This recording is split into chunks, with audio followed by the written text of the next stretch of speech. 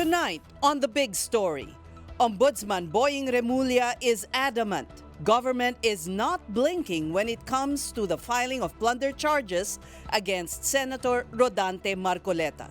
Even the Iglesia ni Cristo can't stop it. Freedom of expression nila yan, pero it's the wrong premise. There's no selective justice in this country. The religious sect is not backing down as well, but will the INC continue the protest action along EDSA to protect one of their own? Will the rally go on day 3 tomorrow? At the Senate, the inquiry has begun on the gruesome Tacloban school shooting. Families of victims spoke out.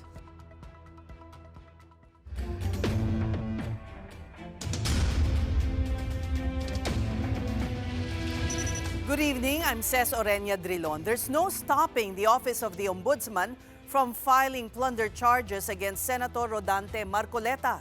Not even a massive rally, which is now on its second day along EDSA. But the question remains, when will the case be filed? Mobile journalist Arles de los Santos with tonight's Big Story. Ombudsman Jesus Crispin Boying Remulla maintained that the looming filing of a plunder case against Senator Rodante Marcoleta is not a case of selective justice, stating that they are simply doing their job. Remulla also insists, while he respects the ongoing protest action being held by the members of the Iglesia ni Cristo or INC along EDSA, the plunder case against Marcoleta will still push through. Nothing's changing. Nothing has changed. We will file. We will file. Still, the Ombudsman has not given a date when the filing comes to pass. What Remulla has since reiterated, they are on solid legal ground. Marcoleta is being accused of accepting campaign contributions worth at least 75 million pesos. That's on the year the midterm elections happened in 2025. The investigation by the Office of the Ombudsman focused on 3 specific cash donations received by Marcoleta in January 2025, back when he was still member of the House of Representatives preparing for his senatorial run. Among them, 30 million pesos from then QC Representative Mike Defensor. Marcoleta had repeatedly insisted that the Commission on Elections or COMELEC itself had found no violation in what he did. Yes, he did admit in a Net25 program that he saw no need to declare the donations. His so-called contributors or friends did not want to be mentioned. Marcoleta even called it alone, but the Ombudsman saw it from a whole new angle. The senator failed to properly declare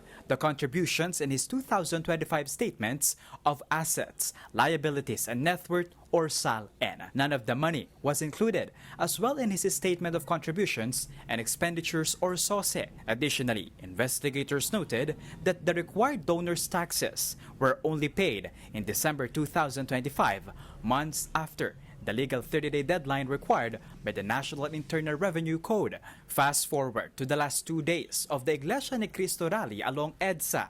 On the day after Remulla announced his office is finally filing plunder apps versus Marcoleta, the INC mobilized. They are blasting the Ombudsman's move and believes it to be unfair, singling out a brother in faith. Freedom of expression nila yan, pero it's the wrong premise. There's no selective justice in this country. At this point, Malacanang is taking developments in stride but also with much caution. Since the INC rally started on Tuesday, June 30, there have been fears it could spill over to areas near the palace. Palace Press Officer Claire Castro believes the INC is a reasonable and responsible group. Kaya nga po sa ngayon, ang pakiusap po natin sa liderato ng INC, maging maingat din po sila at baka sila ay magamit ng ibang mga tao na ang naisin ay patalsikin ang Pangulo. Dahil alam natin ang INC ay hindi yan ang hinihimok sa taong bayan. But matagal naman na po na may nagnanais patalsikin ang Pangulo sa gobyerno, sa posisyon. So hindi to bago, so handa naman po ang gobyerno para dyan. For Castro, INC leaders and members can go on with their protest actions so long as they secure a permit. Hindi naman sila pipigilan, wag lamang silang lalabag sa batas at wag silang magsilbi at maging daan para sa isang destabilization. Kapatid Arles de los Santos, we are One News. Meantime, Senator Rodante Marcoleta finally appeared on the second day of the Iglesia ni Cristo's rally at EDSA. And reporting to us live is mobile journalist Jazz Paredes. Jazz, nagtalumpati na ba si Senator Marcoleta sa rally? Yes, sis. Nung kanina nga ay nasaksihan natin ang pagdating ni Senador Rodante Marcoleta dito para makiisa sa isinasagawang peace rally ng Iglesia ni Cristo sa White Plains Avenue dito sa EDSA. At kanina nga sa kanyang talumpati ay nabanggit niya na binanatan niya si Ombudsman Boying Remulla na kung saan parehas naman daw silang parte ng anti-corruption ngunit siya pa ang ganantihan ng kaso. At sabi niya pa nga ay kinontra niya rin ang isang kasamahan sa Senado na hindi raw dapat binabuloktot ang batas. Pakinggan natin ang kanyang pahayag. Hindi ba katungkulan ng ombudsman ang sila ang humanap, umusig at parusahan ang lahat ng may kagagawan nito? Bakit ang ombudsman ang nagagalit sa akin? Hindi ba dapat tulungan pa nila ako? Sapagkat iisa ang layunin namin. Ginawa po nilang politika ang lahat ng ito.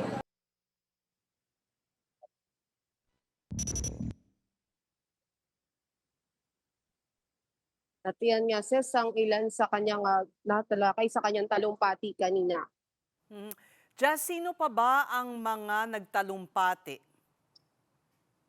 Yes, sis, ilan sa mga personalidad na nakita natin kanina na nagtalumpati ay si Batangas 1st District Representative Leandro Leviste. Bandang tanghali siya dumating kanina, no?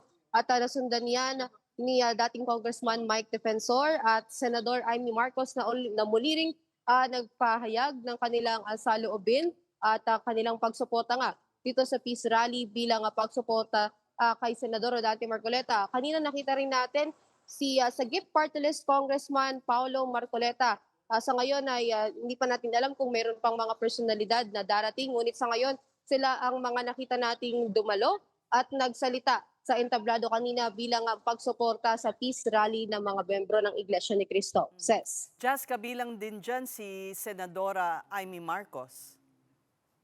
Yes, ses. Isa rin siya sa mga nagsalita kanina. Actually, magkakasunod sila, no? Si Senadora Amy Marcos, then followed by dating Congressman Mike Defensor. Then ito na yung ang nag-introduce din naman kay Senador Rodante Marcoleta. Ito namang si dating Congressman Mike Defensor. Says. Jazz, dumating sa atin ang balita na kinansela ang permit ng dapat ay magiging day 3 nitong rally na ito. Bakit kinansela? May dahilan bang binigay ang Quezon City? Says sa ngayon nakausap natin si head ng DPOS from the QCLGU, si Sir Elmo San Diego. Tinawagan natin siya kanina to confirm if the permit has been recalled and she said yes.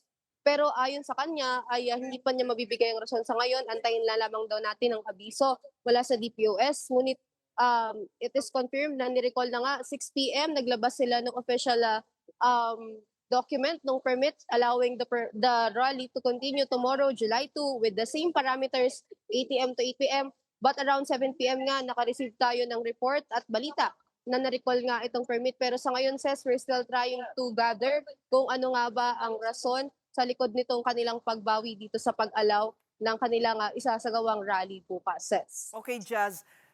Ano naman ang reaksyon ng mga organizers? Nahingan nyo na ba sila ng pahayag? Ses, sa ngayon, bigo pa tayong makausap yung organizer ng event. Sa pagbabantay natin dito, medyo nagkaka-commotion, not commotion, pero ongoing yung nakikita nyo sa aking likuran, may mga umuuwi na and nagpa-pack up na. Hindi pa natin nakikita or nakakausap yung organizer, but we'll try to get din yung kanilang reaksyon. Pero sa ngayon, Ses, kung makikita nyo, sunod-sunod na yung mga nakaisa dito sa kilos protesta na mag-pack up at presume na pauwi na sila. Dahil sa yung iba kasing mga sasakyan nila and mga buses ay nasa Temple Drive sa dulo ng White Plains. So doon yung patungo sila ngayon para pumunta nga doon sa kanilang mga service. Pero sa ngayon, hindi pa natin nakukuha yung kanilang panic sense. So ang ibig sabihin, pa-wrap up na sila dyan dahil ang permit nila ay hanggang alas 8 lang. Lampas alas 8 na.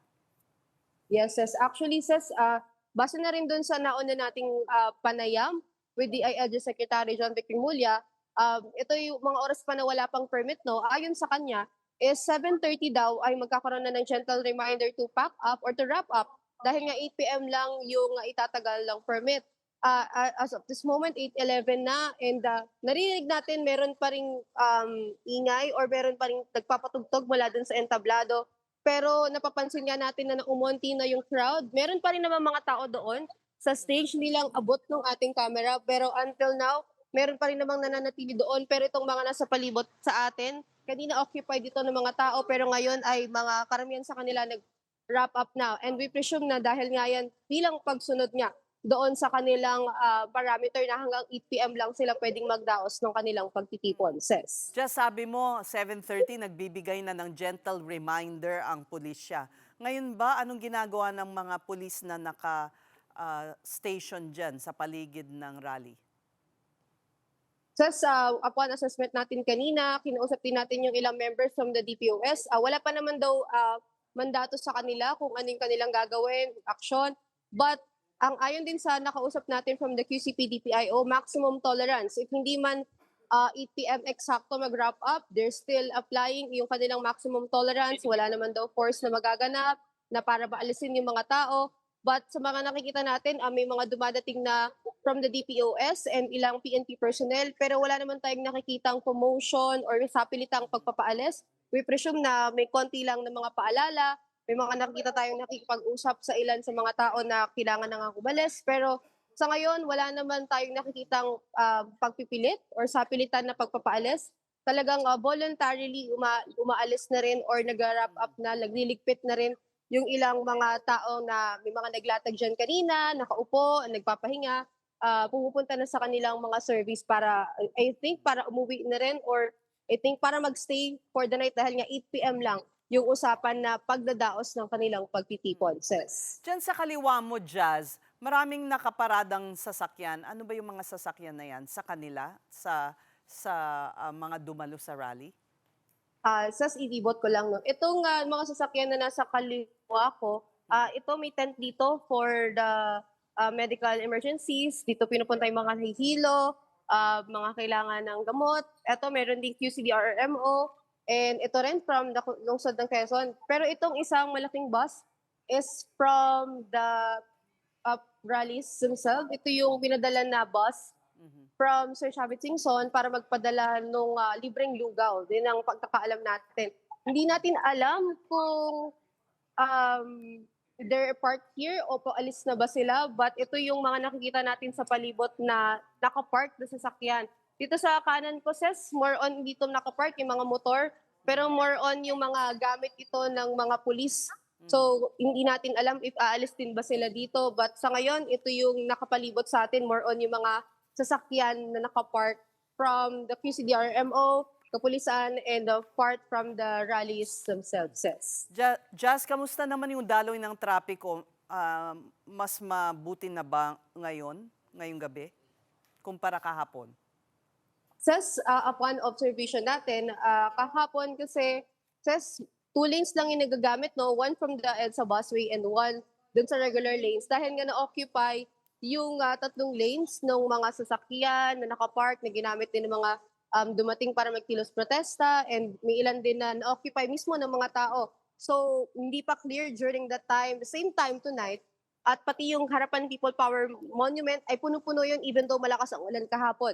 But tonight, ay dahil nga doon sa parameter na kanilang permit, hindi na nila pwedeng i-occupy yung space na yon.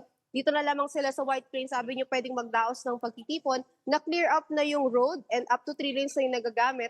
So, mas okay or mas maayos na yung daloy ng trapiko. Although moderate to heavy pa rin, pero kung kukompare natin kahapon, Ses, no, mas mabilis or mas dumadaloy na yung trapiko. Pero sa bandang southbound, open na yung kalsada doon dahil upon advice na rin ng QCLGU, ang kanilang sinabi, yung mga kahapon na nakastay doon ay pumunta na rin dito para dito na lang isa-isa na lang magtipon para daw nakafocus na lang yung kanilang pagbabantay nga sa isang area. So kaya nag-clear up na rin sa kabilang lane doon nga sa pa-southbound. So we can say, Ses, na mas maluwag and mas malaki na yung dinadaanan na kalsada sa EDSA and mas maluluwag na rin yung daloy ng trapiko, Ses. Pero, Ses, sa ngayon, we don't know kung maapektuhan ba yung trapiko dahil nga may mga nag-uuwian na. Pero we will check upon assessment kung maapektuhan ba ngayon na nagsisimula na rin silang magsiuwian, Ses.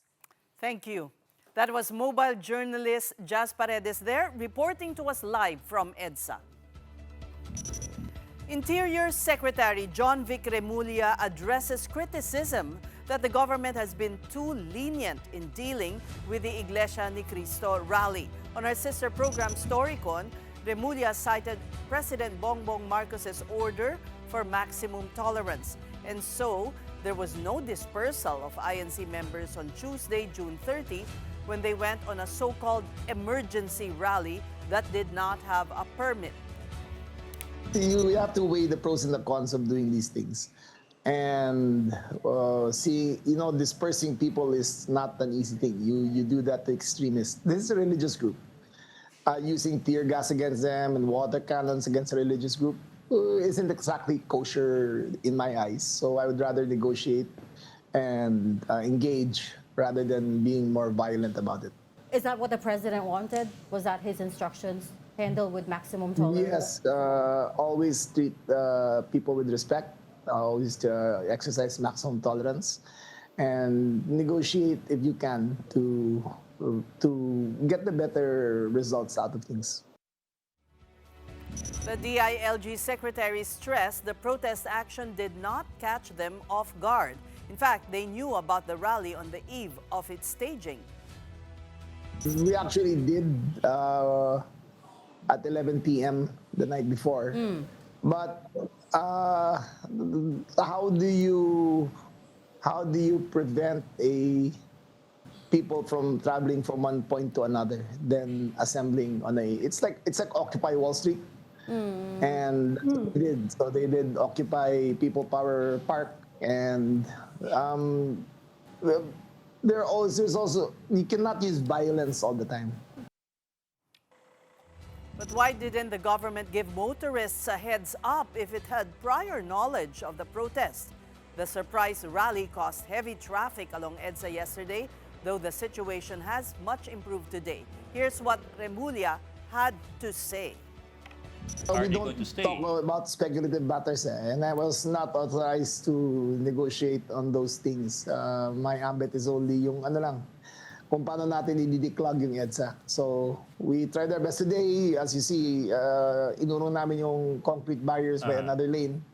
Nakita niya mas maluwag na ngayon. At yung southbound portion, totally free of any obstruction.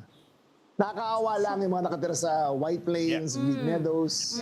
It must be hell for them right now. Hindi man pwede ma-hostage yung buong bansa, ang buong Metro Manila dahil sa protesta nila. Ang protesta ng People Power nun, laging matiwasay, dadalhin nga sa Luneta. Sa Luneta na lang, imbes na i-hostage nila lahat yan. They don't realize the amount of inconvenience they have caused to millions of people. Pakiusap ko lang, kung may protesta kayo, sana magpaalaman kayo. Dalhin nyo naman sa Luneta. Ngayon dumating na yan, ginagawa na lang natin lahat para maging matiwasay ang lahat. Secretary Remulla assures protesters that police will not use extreme measures when dealing with them. He also rejected perceived double standards in handling the INC rally and even cited his experience during last year's September 21 anti-corruption rally. Iba naman ang extremist groups. Binabato naman kami ng Molotov cocktail doon, di ba? Ando doon ako mismo na nasa Mendiola. Ilang beses ako muntik tamaan ng bato, muntik ako tamaan ng Molotov cocktail. Didisrush mo talaga yun. Pero in this case, where it is a peaceful and it's a simple protest in my eyes, there's no need to use extreme measures to disperse them. You're watching The Big Story on One News. When we return, the Senate has still unverified information that the Tacloban school shooters were influenced by an online group. Sabi mismo ng FBI, the leaders of the group are pushing victims to create graphic pornography, to harm family pets, to cut themselves with sharp objects, or to even die by suicide.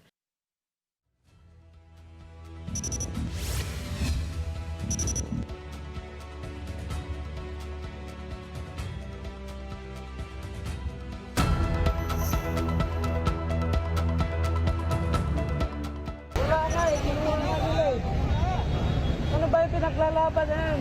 Bakit ganito? Tao rin naman ako dito sa Pilipinas ah.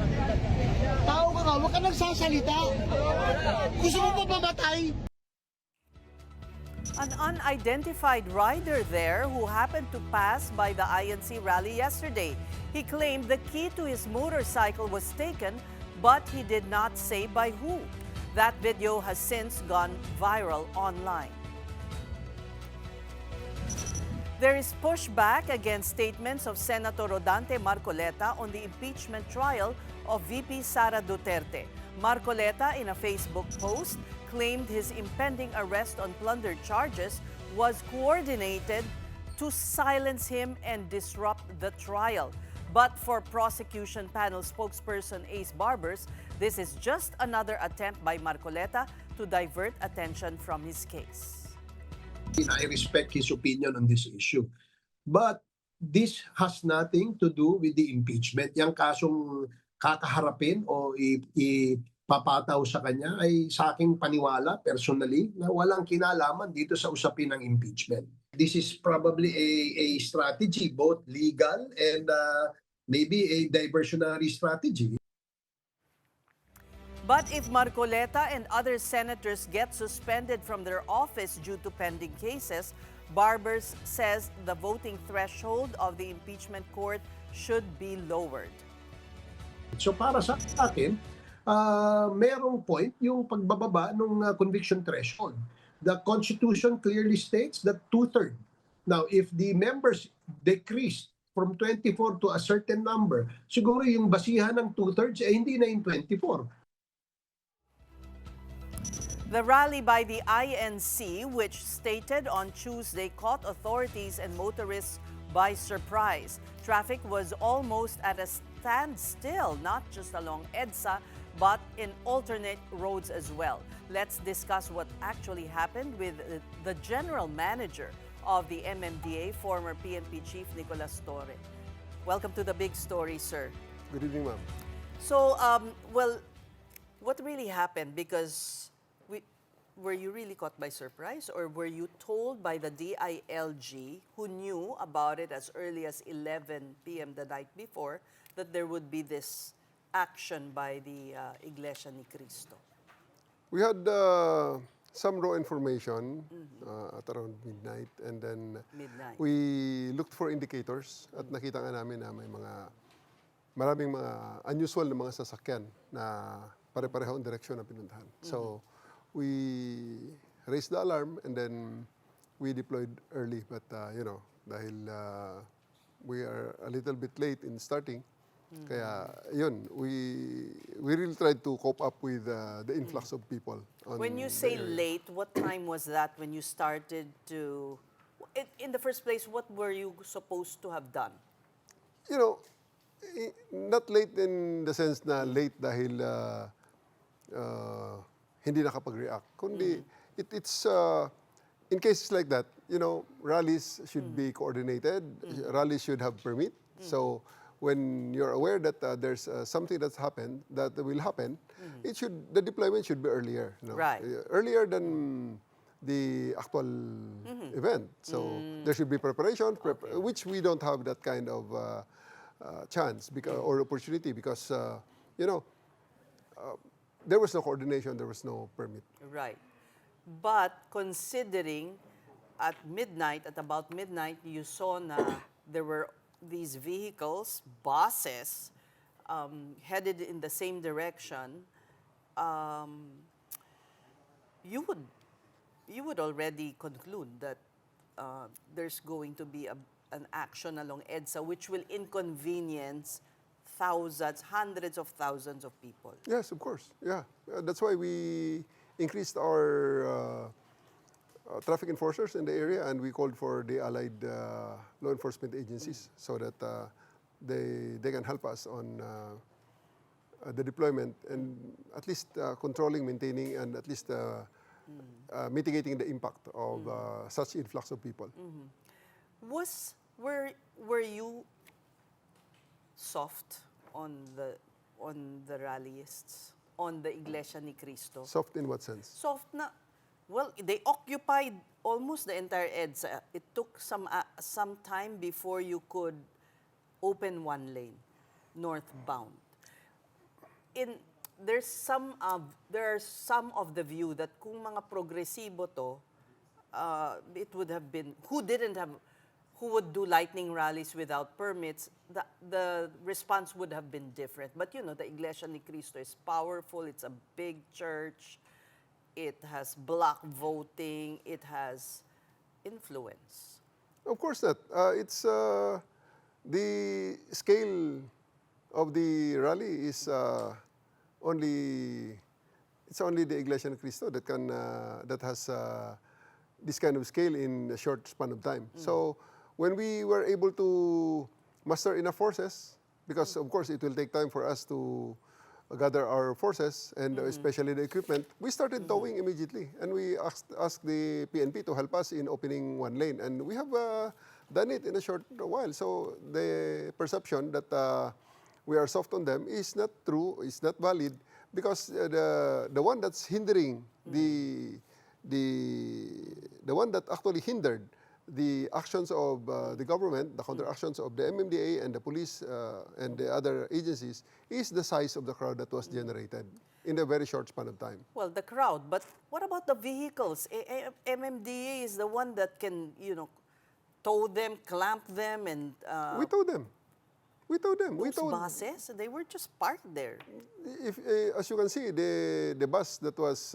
One bus. One bus was actually, it only takes one bus to actually block the entire busway. Pero gabi na yun eh. No, Anong oras ba yun nagawa? we were able to ask the bus to we were actually able to remove the bus, because if they don't remove it voluntarily, we'll be towing it backwards, and it may damage the bus actually. So they move it, and we opened one lane, and then in the afternoon, we opened 2 lanes. And then just today, we opened 3 lanes. They were also complying with what we're saying, that they should remove the bus. And now the buses are actually removed. All of the 6 buses of the New Era University were removed. Is it true that there are some members of the Iglesia ni Cristo within the MMDA who may have been Well, not inclined to act? I don't think so. The MMDA was able to do its mandate. So you believe that yesterday you were able to do as much as you could. Yun na yun. Talagang we had to suffer through 3 hours of traffic. Some had to miss exams, etc. That was the best that the MMDA could do. What happened was a surprise. A surprise or uncoordinated and non-permitted activity in such a large scale with 10,000 people, and for all intents and purposes, it is partly a traffic issue, but also equally a security issue. Security issue. Yes. So we work together with the other branches of the government, especially the security sector, the Philippine National Police, the Armed Forces of the Philippines, and the other law enforcement agencies to resolve this one. But now, it appears that the permit for tomorrow has been canceled. Yes. So, tonight will be an opportunity for all the authorities concerned, the agencies, to take back the roads and to give it back to the pedestrians, commuters, etc. Yes, ma'am. So as you can see, the permitting is from the LGU, not the MMDA. So we'll be enforcing what the LGU had decided upon. Of course, it will be enforced together with the law enforcement agencies, because once the permit is revoked, it is already a violation of law, BP 880. Ano pong nakikita niyong pwedeng i-improve? Kasama ba yun sa freedom to assemble and to protest, yung bus-bus na mga sasakyan na nakahambalang sa daanan ng kotse? Tao siguro pwede, di ba po? Pwede bang may mga terms dyan na baguhin na hindi pwede yung mga sasakyan? Because it's really a barrier to movement. At the end of the day, there is Sabi mo nga, sir, sorry to interrupt, it just takes one bus. Yeah. At the end of the day, it is a violation of law. Okay? There is a valid law currently, the BP 880, that requires that puts out requirements for people to legally assemble and do such protest actions. So Kasama doon ang walang sasakyang malalaking dala. there are several provisions there that covers such situations. So it's just about enforcing the law, and from the side of the people conducting this protest, To follow the law. to follow the law. It always will always result in chaos, even though temporary, once the law is violated.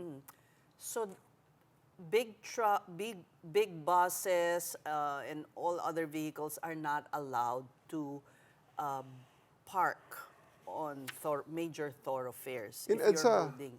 EDSA, even motorcycle is not allowed to park in EDSA. Okay. Now, let's go to managing traffic. Let's just look at the whole situation now, Sir GM. Hindi ako sanay. What measures have you implemented to make traffic, to ease the flow of traffic? For one, today we widened the bus lane. So we moved the barriers of the bus lane to cover not only a single lane for the buses, but 3 lanes, so that the buses can mix with the private vehicles, and the private vehicles can now use the buses. So the whole day today, That's an EDSA experiment na. That not will an experiment, but we assessed based on the data that we have in the command center.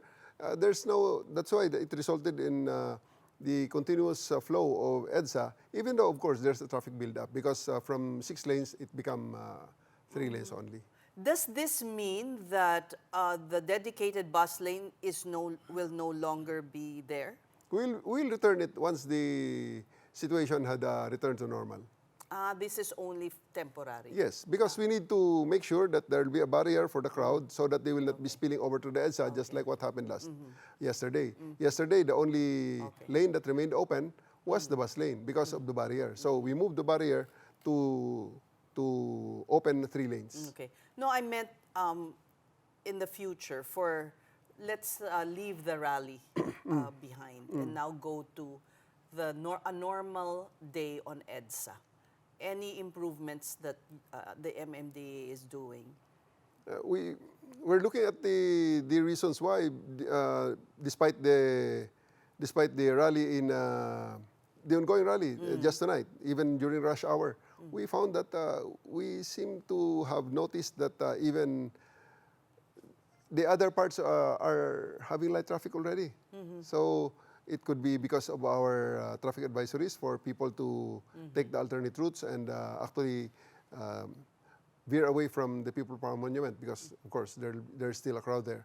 But tonight, we have noticed that there are lighter traffic than usual in EDSA Orense for the northbound, and also in Cubao area for the southbound. But of course, there are bottlenecks really that needs to be intervened on. So we need to improve all those parts already. Sir, what we salute you for is your advocacy for biking. Ano ba ang bago na ginagawa ninyo para ma-improve ang mga bike lanes along EDSA and make it safer for those who want to use that option? The DPWH under Secretary Vince Dizon is very aggressive in widening the sidewalks so that there will be dedicated and protected bike lanes. Now, what they're doing on the northbound lane after Makati is they elevated the sidewalk. They widened the sidewalk and elevated it so that the bikes will be in a really separate lane that 4-wheel vehicles will not be able to enter. So for us, it's a very welcome development for all those people who are biking to work. But what you're doing in the MMDA is putting up all these areas where riders can freshen up before going to work. Yes. Nakailan na po ba? So we're perfecting first the one near The first one. Julio Vargas. Now we have now the free towels, then we have the liquid soap, liquid body wash, and we studied the uptake of the users on the hot shower. So we did some experimentation and studied the numbers. Is it feasible in terms of consumption? in terms of the service provided, in terms of sa consumption Libre of yun. water. Yes, and the electric, the water utilities and electric utilities, how much it's going to cost us, and will it be cost effective? Will it be something that can be sustained? And so far, well, it's how many months old? We're entering the third month. Okay. Yeah. And then when will you be able to make a decision, you think? When you see, when will the numbers be, I guess, ready? Actually, the numbers now are available, and we are now replicating it in under the flyover of Quezon Avenue. And then the next thing that we do is under the flyover of C5 Kalayaan. So we'll be making those infrastructure available to our kababayans who are biking to work. Okay, great. Well, we can't let you go, GM Torre, before commenting on your visitor. Was it a visitor in your office? Your lookalike, si Diwata. Yeah. We know that you're always game, so we weren't surprised that, you had a session together. Pero sana po, sir, sinuot niyo yung kwintas niya para makita talaga natin. I'm not really fond of jewelry, so hanggang relo lang ako. At ang relo talaga, ginagamit ko lang dahil this is something na may heart rate monitor. Yun ang kailangan natin. Matanda na tayo eh. Nasubukan niyo bang mag-bike na to work? Or do you bike to work? Yeah, I do. Every day? Not every day, but thrice a week. Wow. Yeah. Right now, I don't, security reasons, I don't You don't announce already announce it already. I did it in my first month. I did it maybe 5 times, and then after that, I already started my advocacy, and then I do it on my own because it's not for anything else. It's not for anybody else. It's for me actually. It's for you. It's for your health. It's an exercise that I need. Yeah, and your contribution in a way to reduce carbon emissions into the atmosphere. Yes. Hopefully tomorrow we won't suffer any more unnecessary traffic. We hope so. Okay, thank you so much for joining us on The Big Story again. MMDA General Manager Nicolas Torre there. Now in other news, the school shooting in Tacloban, Leyte on June 22 may have been influenced by a US-based group known for luring children into violence. This was revealed in a hearing by the Senate on the incident. Mobile journalist Merimon Reyes with the details. The Senate Committee on Women, Children, Family Relations and Gender Equality has started its inquiry into the June 22 mass shooting at the San Jose National High School in Tacloban. The committee is looking into the connection of online content and violent gaming platforms on the incident perpetrated by 2 adolescent students. And among those that was revealed, the shooting may have been influenced by the international group 764. According to Committee Chair Senator Risa Ontiveros, there are indications found in alias Nash's Facebook profile. The 764 group is said to be based in Texas, United States, and allegedly targets minors online.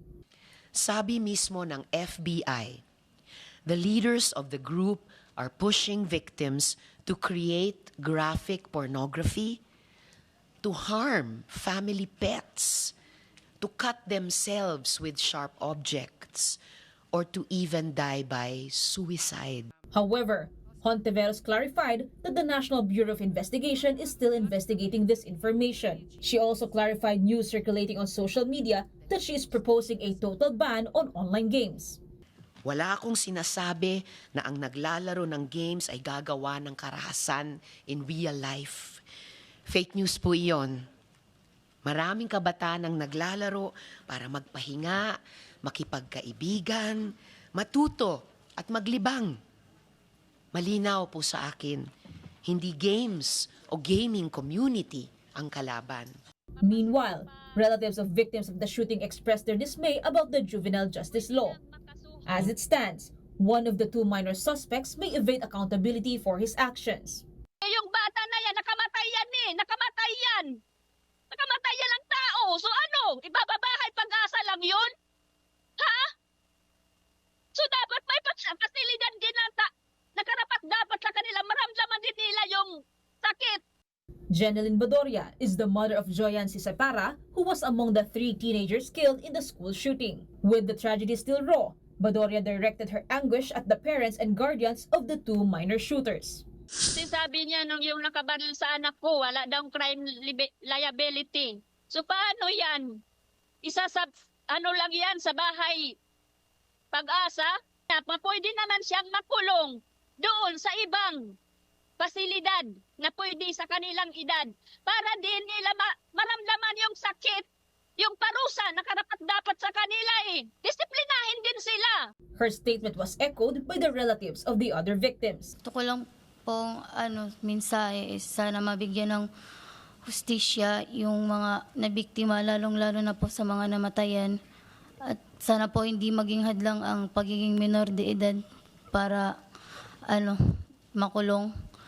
Kasi parang unfair naman po na ganun-ganun na lang. They are referring to the Juvenile Justice and Welfare Law, where the crime committed by the 2 teens aged 14 and 15 fall under. Under the said law, a child aged 15 years or below who commits an offense is exempt from criminal liability and will only be subjected to intervention or rehabilitation programs to prevent them from carrying out other crimes. Suspects aged 15 above but under 18 could also be exempt, but authorities may hold them liable if they are determined to be aware of their infractions and its related consequences. This is the clause used to file charges against the 15-year-old suspect given the alias Rod. But for those scarred by the unprecedented attack, this law should already be amended. Gusto ko rin ibaba yung 15 to 12 years old na para hindi na pamarisan yung paggagawa ng krimen.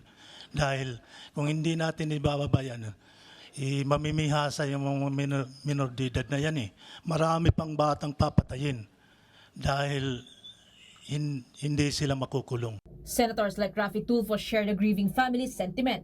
Tulfo also agrees with having a facility for youth involved in heinous crimes. Paramdam sa kanila na talagang punishment ang kalalagyan nila kapag sila gumawa ng krimen. To make them feel na sila ay nasa facility na para gampanan yung parusa na ipinataw sa kanila, hindi para mag-camping and excursion. That might serve as a deterrent. Hindi yung parang pinapampert, binibaby-baby sila. The Department of Social Welfare and Development has said it is leaving this matter to legislators. Kayo ho ang policy makers, kung yan ho ang magiging parte ng amendment ng JJWA na magkaroon ng separate facilities for children who commit heinous crimes, then we will respect that kasi ho nasa purview ho yan ng legislatura. Also among those who appeared before the Senate committee hearing was Police Staff Sergeant Arla Rey Paciencia.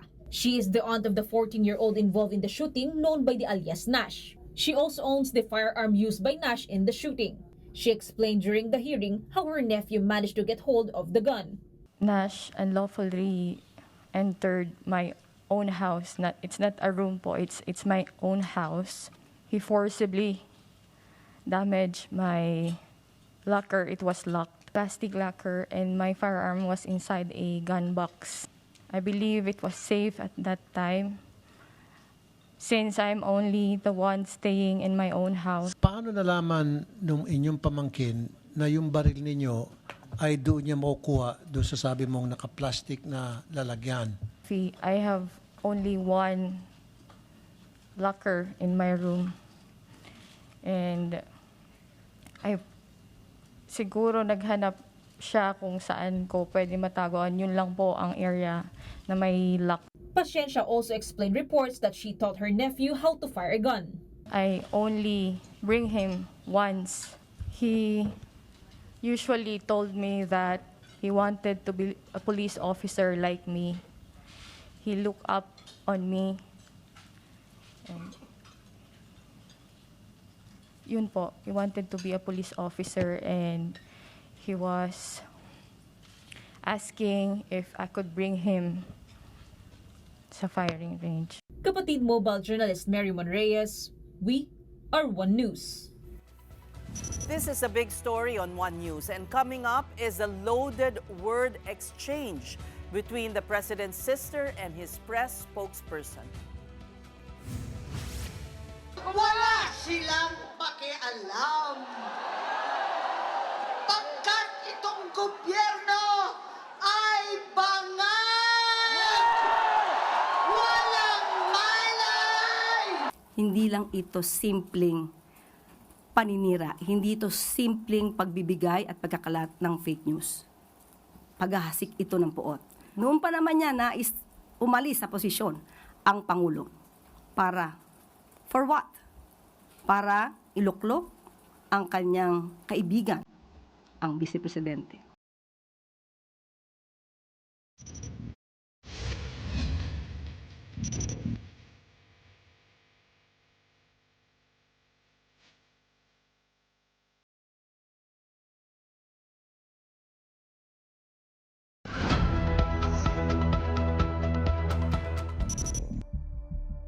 Kaya nga po sa ngayon, ang pakiusap po natin sa liderato ng INC, maging maingat din po sila at baka sila ay magamit ng ibang mga tao na ang naisin ay patalsikin ang Pangulo. Dahil alam natin ang INC ay hindi yan ang hinihimok sa taong bayan. But matagal naman na po na may nagnanais patalsikin ang Pangulo sa gobyerno, sa posisyon. So, hindi ito bago. So, handa naman po ang gobyerno para dyan. Freedom of expression nila yan, pero it's the wrong premise. There's no selective justice in this country. Things changing. Nothing has changed.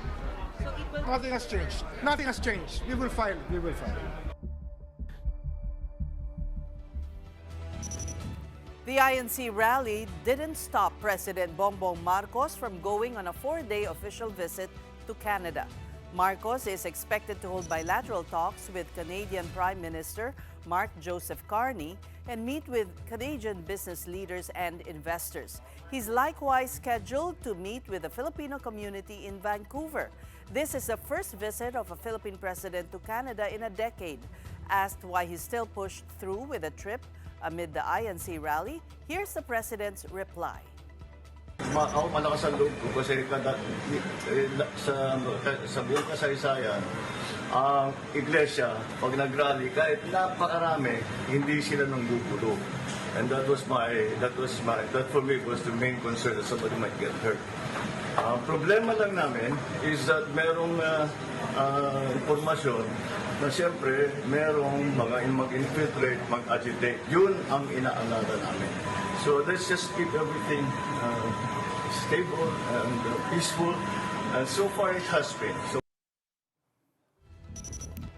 Before his flight to Canada, Marcos graced the 79th founding anniversary of the Philippine Air Force. Here, he promised to continue championing modernization that's in support of the institution's vital contributions in territorial defense, rescue operations, and humanitarian assistance. He also had this reminder to the Air Force. As your Commander-in-Chief, I encourage you to continue upholding the highest standards of professionalism, discipline, and integrity.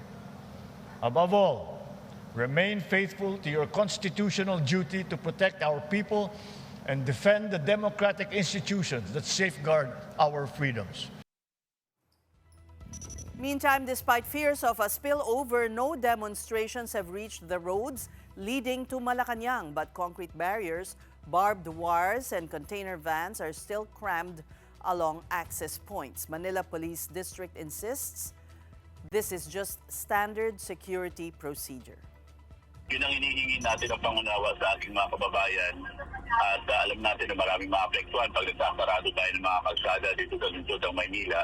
Sa atin lang, ito ay ginagawa ng natin for security reason na nakaatang sa atin yung pagbibigay ng seguridad at pagbimintina ng prison order. Palace Press Officer Claire Castro takes a swipe at the president's sister, Senator Amy Marcos. Amy gave a speech last night at the Iglesia Ni Cristo surprise rally. There, she blasted her brother's administration once again. Kasuklam-suklam ang gobyernong manhid at walang pakialam sa hirap ng ating mga magsasaka at mangingisda, mga sektor na nagpapakain sa atin na halos walang makain, gutom ang mga pamilya. Wala silang pakialam. Gobyernong tulog, lasing sa kapangyarihan. Wala silang